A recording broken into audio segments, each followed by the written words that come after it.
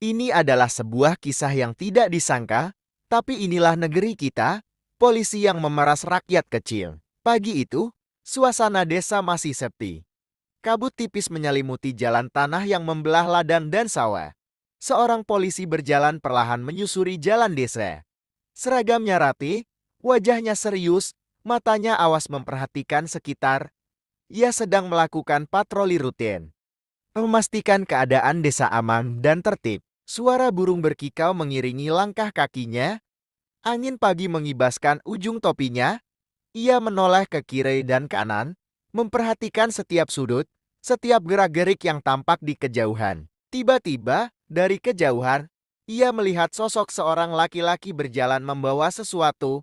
Semakin dekat, terlihat bahwa laki-laki itu adalah seorang petani, dan di tangannya tergenggam sebilah golok. Polisi itu langsung menghentikan langkahnya, matanya menyipit, tubuhnya menegang.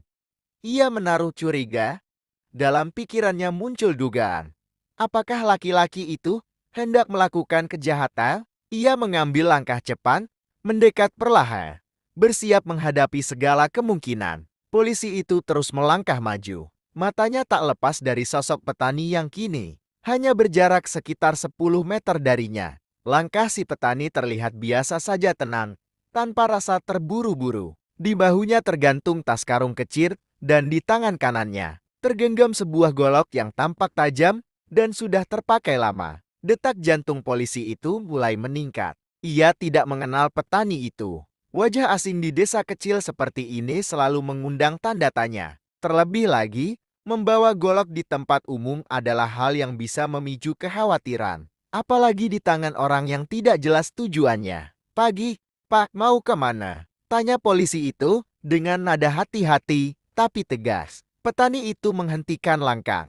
Ia menoleh, sedikit terkejut, namun tetap sopan menjawab, "Pagi, Pak Polisi. Saya mau ke sawah, mau bersih-bersih rumput." Polisi itu menatap mata petani itu dalam-dalam, mencoba membaca gerak-gerik dan raut wajahnya. Namun tetap saja, rasa curiga dalam dirinya belum hilang. Golok yang tergenggam di tangan petani itu membuatnya waspada. Kenapa bawa golok?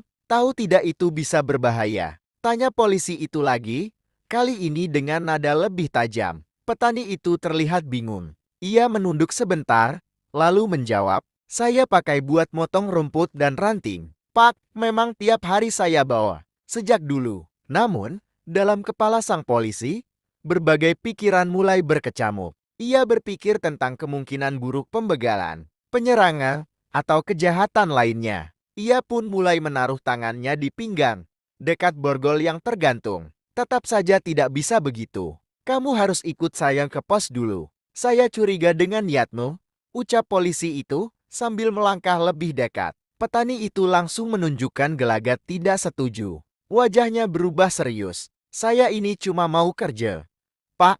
Tiap hari saya begini. Nggak pernah ada yang protes. Tetap saja, saya harus pastikan semuanya aman. Ikut saya." Nada perintah dari polisi itu membuat petani itu semakin gusar. Ia mundur selangkah. "Kalau cuma karena golok, ini alat kerja saya, bukan buat nyakitin orang." Situasi mulai memanas. Jalan desa yang tadinya tenang kini menyimpan ketegangan. Antara dua sosok yang sama-sama merasa benar. Petani itu merasa haknya untuk bekerja diganggu. Sedangkan polisi itu merasa tanggung jawabnya sebagai penjaga keamanan memaksanya bertindak. Hening sesaat, angin pagi berhenti berembus. Keduanya saling pandang dengan tatapan keras. Dan saat itu, ketegangan pun semakin menumpuk menuju sesuatu yang tak terhindarkan. Ketegangan di antara polisi dan petani itu kini terasa nyata. Jalan desa yang sunyi menjadi saksi dua orang saling berdiri kaku,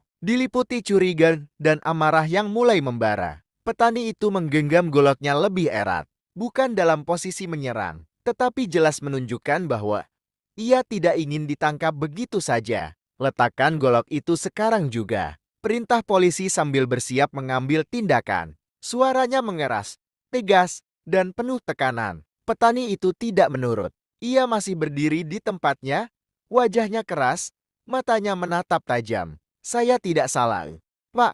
Kenapa harus saya yang dibawa?" Polisi semakin curiga. Bagi dia, sikap menolak dan mempertahankan golok adalah tanda bahaya. Ia mengambil keputusan cepat. Dengan gerakan terlatih, ia melangkah maju dan mencoba merebut golok dari tangan petani. Petani itu refleks mundur, menepis tangan polisi dengan lengan kirinya. "Jangan sentuh saya kerja, bukan maling." Namun polisi tidak berhenti.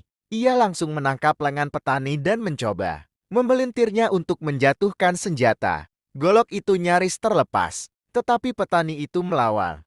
Tubuhnya bergerak keras, mencoba membebaskan diri. Perkelahian pun pecah. Di tengah jalan desa yang masih sepi, mereka berdua terlibat dalam adu fisik. Polisi itu mencoba mengendalikan situasi, namun perlawanan petani lebih besar dari dugaannya. Pukulan dan dorongan saling bertukar. Debu berhamburan, suara teriakan dan hentakan kaki mengganggu kesunyian pagi. "Lepaskan, saya bukan penjahat," teriak petani itu di tengah pergulatan. Namun bagi polisi, perlawanan adalah bentuk penolakan terhadap hukum. Ia tidak bisa melepaskan begitu saja. Ia terus mencoba membekuk petani itu. Tapi tubuh petani yang kuat dari kerja keras di ladang membuat usaha itu tidak mudah. Mereka terus bertarung, tanpa tahu bahwa tak lama lagi akan ada yang datang melihat keributan itu.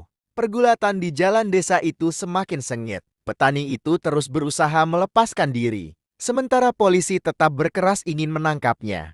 Mereka saling dorong, saling tarik, sesekali terjatuh ke tanah yang berdebu. Petani itu tak tinggal diam. Ia tahu bahwa jika dia dibawa begitu saja, tanpa penjelasan, dia akan dicap sebagai pelaku kejahatan. Dalam benaknya, dia hanya petani biasa yang membawa alat kerjanya. Tapi di hadapan polisi, dia diperlakukan seperti pelaku kriminal. Rasa marah dan tidak terima membuatnya terus melawan. "Saya kerja, Pak, saya cuma kerja," teriaknya, seraya menepis tangan polisi yang berusaha memborgolnya. Polisi mulai kelelahan, peluh membasahi wajahnya. Tapi tugas tetap tugas. Ia harus menangkap orang yang ia curigai bisa mengancam keamanan. "Jangan melawan, letakkan goloknya. Ikut saya." Namun petani itu mengibaskan lengannya, menolak ditangkap. Ia bahkan sempat mendorong polisi itu hingga tersungkur ke tanah. "Saya tidak salah. Kenapa diperlakukan seperti penjahat?" Golok masih berada di tangan petani, tapi tidak dalam posisi menyerang. Ia hanya menggenggamnya erat, seolah itu satu-satunya bukti bahwa dia hanya sedang pergi ke sawah, bukan hendak melukai siapapun. Ketegangan itu memuncak, nafas mereka terengah-engah. Debu menempel di seragam polisi dan baju lusuh si petani. Perlawanan tidak berhenti. Petani bahkan sempat menendang borgol yang hendak dijepitkan ke tangannya. Bagi petani itu, melawan adalah satu-satunya cara membela dirinya dari kesalahan yang tidak dia lakukan. Namun perkelahian itu tidak berlangsung lama. Dari kejauhan, suara mesin mobil mulai terdengar. Suara khas mobil patroli mendekat cepat. Kedua orang itu belum menyadari sepenuhnya, karena mereka masih terfokus satu sama lain. Tapi tak lama lagi, pertarungan ini akan segera berubah. Suara mesin mobil semakin jelas, menghampiri jalan desa yang menjadi arena perkelahian. Debu berterbangan. Langkah-langkah tergesa terdengar mendekat. Sebuah mobil patroli berhenti mendadak di tepi jalan, bannya menggesek tanah, menciptakan suara mencolok yang langsung menarik perhatian. Seorang polisi lain turun dengan cepat dari dalam mobil. Ia melihat dengan mata kepala sendiri seorang petani dan seorang polisi terlibat perkelahian sengit di tengah jalan desa. "Apa yang terjadi di sini?" teriaknya sambil mendekat. Keduanya masih saling bergulat, namun suara itu membuat mereka terhenti sejenak. Polisi yang pertama menunjuk petani itu dengan napas terengah. Dia membawa golok dan menolak diamankan. Petani itu langsung berseru, "Saya cuma mau ke sawah." Dia tuduh saya macam-macam. Polisi kedua tidak membuang waktu. Ia segera membantu rekannya. Dengan kekuatan dua orang, mereka memaksa petani itu untuk menyerah. Perlawanan dari petani mulai melamar. Tenaganya sudah terkuras. Tubuhnya dibanting perlahan ke tanah. Tangannya dipelintir ke belakang. Dan borgol akhirnya berhasil dikunci di pergelangannya. "Lepaskan, saya tidak salah," teriak petani itu lagi. Tapi kini suaranya tak lagi sekuat tadi. Polisi kedua memeriksa golok yang terjatuh di tanah. Ia menatap petani itu sekilas. lalu memasukkan Golom ke dalam kantong bukti di mobil patroli. Kita bawa dia ke kantor, biar dijelaskan semuanya di sana. Ucapnya singkat. Tanpa perlawanan lebih lanjut, petani itu digiring masuk ke dalam mobil patroli. Wajahnya lelah, penuh debu. Namun matanya tetap menyimpan perasaan tidak terima. Polisi yang pertama juga masuk ke dalam mobil, masih dengan nafas belum teratur.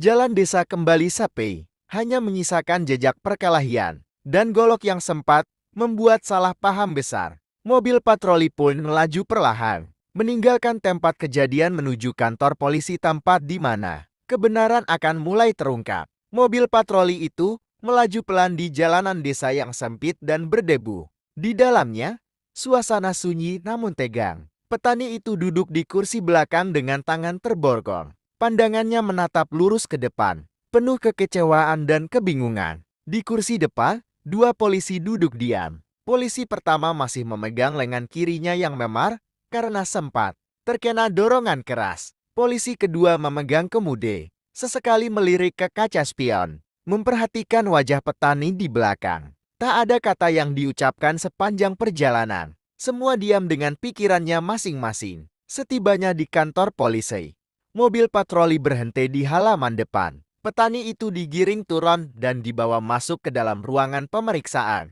Borgol masih terpasang. Beberapa polisi lain yang ada di kantor menatap heran, tak mengerti apa yang terjadi. Di dalam ruang pemeriksaan, ketiga orang itu duduk berhadapan. Polisi kedua memulai pembicaraan. Sekarang jelaskan dari awal. Kenapa kamu membawa golok dan menolak diamankan? Petani itu menatap mereka dengan napas berat. Saya sudah bilang berkali-kali. Saya petani. Saya bawa golok karena mau ke sawah. Itu alat kerja saya. Saya nggak mau diamankan karena saya merasa tidak salah. Polisi pertama menyela, tapi kamu melawan, menyerang saya. Saya melawan karena saya ditangkap tanpa alasan. Saya bukan maling. Saya bukan pembegal, jawab petani dengan suara tegas. Sejenak ruangan hening. Polisi kedua mengangguk pelan. Ia mulai memahami bahwa ini bukan kasus kriminal biasa. Ini mungkin hanya salah paham. Ia memandang rekan sesama polisi, lalu kembali menatap petani. Baik, kami akan cek identitasmu dan aktivitasmu di desa, tapi kau harus tahu, melawan petugas itu pelanggaran, ucapnya. Petani mengangguk pelan.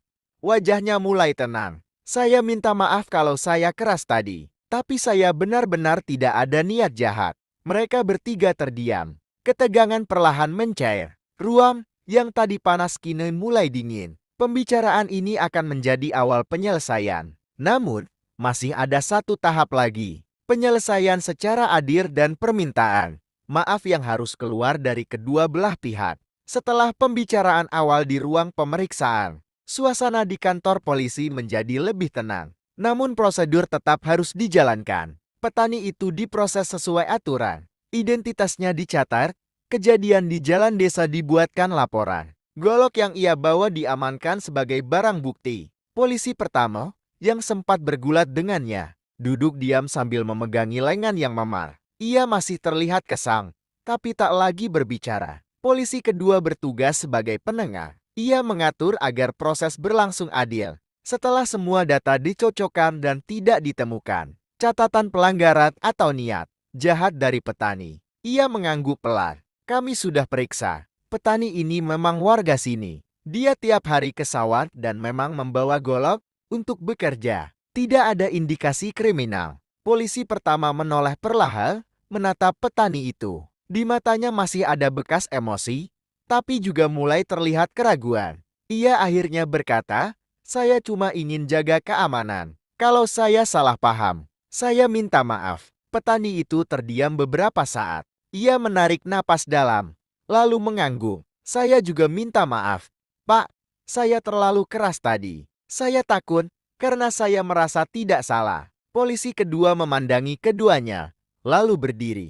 Baik, masalah sudah selesai. Petani ini akan kami bebaskan. Tidak ada pelanggaran. Semua hanya karena salah paham. Borgol dilepas. Petani itu menggosok pergelangan tangannya yang memerah. Polisi pertama mengangguk perlahan. Dan meski tanpa kata panjang, keduanya saling memaafkan. Itulah bentuk eksekusi di kantor polisi, bukan hukuman, tapi penyelesaian. Bukan kekerasan, tapi penjelasan. Dan yang paling penting, permintaan maaf dari dua orang yang sama-sama merasa benar. Setelah semuanya selesai, suasana di kantor polisi menjadi lebih ringan. Ketegangan yang tadi memenuhi udara kini berubah menjadi kelegaan. Petani itu duduk sebentar di ruang tunggu, menenangkan diri. Sementara salah satu polisi membawakannya segelas air. Polisi pertama, yang sebelumnya bersih tegang dengannya, kembali menghampiri. Kali ini tanpa emosi, tanpa rasa curiga. Ia berdiri di hadapan petani itu dan berkata, "Maafkan saya terlalu cepat mengambil kesimpulan. Saya hanya tidak ingin ada kejadian buruk terjadi." Petani itu bangkit dari kursinya, menatap wajah polisi itu dengan tenang. "Saya juga minta maaf, Pak. Saya seharusnya tidak melawan. Tapi saya bingung, saya takut. Saya kira saya diperlakukan tidak adil." Mereka berjabat tangan. Singkat, namun tulus. Tidak ada dendam yang tersisa. Hanya pelajaran bagi keduanya bahwa salah paham bisa berujung kekerasan jika tidak diselesaikan dengan kepala dingin. Polisi kedua mengantar petani itu keluar kantor. Lain kali, kalau bawa alat tajam, coba dibungkus atau disarungkan, biar tidak ada yang salah paham. Petani mengangguk. "Siap, Pak. Terima kasih sudah mendengarkan." Matahari mulai naik tinggi saat petani itu berjalan meninggalkan kantor polisi. Langkahnya pelan, tubuhnya masih letih, tapi hatinya lega. Ia tahu, meski sempat dianggap penjahat, kebenaran akhirnya muncul. Ia pulang ke rumah, kembali pada sawah dan pekerjaannya, dengan cerita yang tak akan mudah dilupakan. Dan di balik seragamnya, polisi yang sempat menaruh curiga kini juga belajar bahwa tidak semua yang terlihat berbahaya benar-benar berniat jahat. Hari itu ditutup dengan permintaan maaf, pengertian, dan pulangnya seorang petani dengan kepala tegang. Selesai.